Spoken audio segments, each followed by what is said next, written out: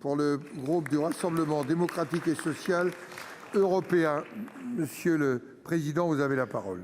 Merci Monsieur le Président, Monsieur le Premier ministre. Après le Grenelle de l'éducation, le Ségur de la santé ou encore le Beauvau de la sécurité, le Président de la République vient d'annoncer l'organisation à la rentrée des États généraux de la justice pour poursuivre le passage en revue des politiques publiques. Mon groupe se félicite de cette annonce, tant le fossé entre nos concitoyens et nos institutions judiciaires semble se creuser. Pourtant, la relation de confiance est essentielle pour légitimer les décisions qui sont rendues au nom du peuple français. Des jurisprudences récentes ont pu susciter l'incompréhension ou l'émotion dans l'opinion. Mais dans un état de droit, la justice ne se confond pas avec la morale, elle applique la loi, dura lex, sed lex. Et surtout, pour nous, républicains de tous bords, il n'y a pas à choisir, comme d'aucuns l'ont fait, entre forces de l'ordre et magistrats. Tous sont des fonctionnaires dévoués qui font vivre le service public et défendent nos valeurs républicaines au quotidien. Je tiens à les saluer et à les remercier et non à les opposer au moment où nous devons renforcer notre cohésion nationale.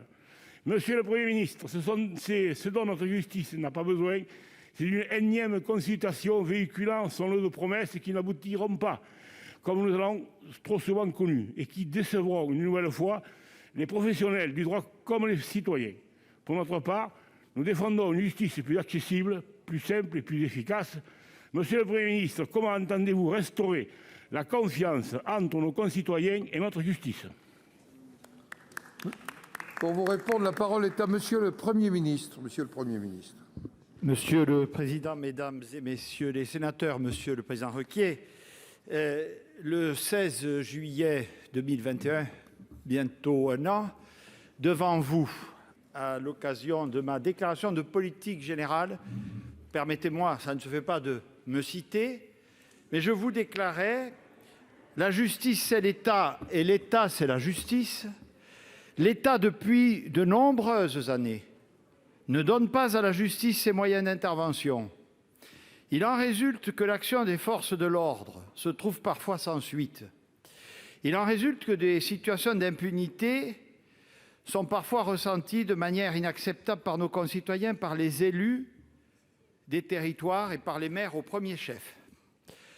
J'entends accélérer la mise en œuvre de la loi de programmation et de réforme de la justice par déploiement dès 2021 de moyens nouveaux affectés au budget de ce ministère, en particulier pour rendre plus rapide et effective la réponse judiciaire, améliorer la politique des peines, garantir la dignité et la réinsertion des prisonniers, moderniser le fonctionnement des juridictions.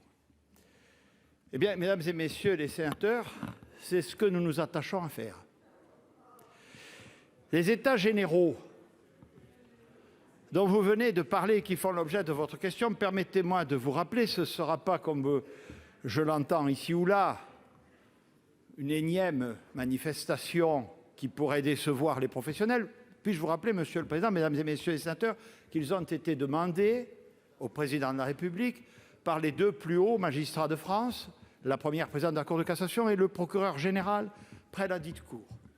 Et le Président de la République, précisément parce que le renforcement de l'autorité judiciaire et des moyens consacrés au service public de la justice sont au cœur de l'action de ce gouvernement, a décidé de faire suite à cette demande. Aussi, et je vous remercie de la modération de vos propos qui ne me surprend pas, pour poser et objectiver le débat et rappeler que dans une république démocratique comme la nôtre, la séparation des pouvoirs et le respect de l'état de droit doit lier l'ensemble de nos concitoyens. J'entends trop avec vous ici ou là, y compris émanant du champ politique, des propos, je le dis, tout à fait inacceptables. C'est dans la sérénité qu'ensemble, nous devons redonner à notre justice les moyens qui lui ont été trop longtemps comptés. Nous avons eu la semaine dernière plusieurs questions sur ce sujet, ici même au Sénat. Madame la sénatrice Jourda a posé une question sur les moyens. Un petit rappel sur les 10 dernières années. Sur 5 ans, entre 2007 et 2012, les pouvoirs publics ont donné 700 millions d'euros de plus à la justice. Entre 2012 et 2017, 840 millions d'euros de plus sur 5 ans suivants. Sur 4 ans, les 4 dernières années, depuis le début de ce quinquennat, plus 1,4 milliard d'euros, notamment permis par les plus 8% qui ont été votés en loi de finances pour 2021. Et nous allons poursuivre cet effort, parce que le pays a besoin d'une justice efficiente. Nous avons augmenté, vous le savez, de manière tout à fait significative, le nombre de places en prison. Soit que les programmes soient en cours, soit que 8000 places aient été annoncées par mes soins et par ceux du garde des Sceaux. C'était en Alsace il y a plusieurs semaines. Nous faisons, Monsieur le Président, travailler ensemble policiers et magistrats.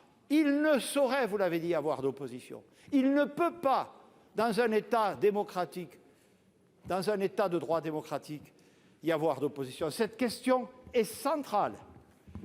Sur ce terrain, comme sur les autres, Monsieur le Président, nous agissons. Monsieur le Président Requier. Oui, Monsieur le Premier ministre, permettez-moi une remarque sur le choix du titre État généraux de la justice. Vendôme, place Vendôme, aurait fait trop chic, trop brillant. Assise, trop judiciaire. États généraux, par contre, c'est plus historique et plus rassembleur. Et en conclusion, je me fais le mien les propos de M. Jérôme Gavaudan, qui est président du Conseil national des barreaux, selon lesquels les États généraux de la justice ne doivent pas devenir un lieu de pugilat politique et électoraliste. Merci.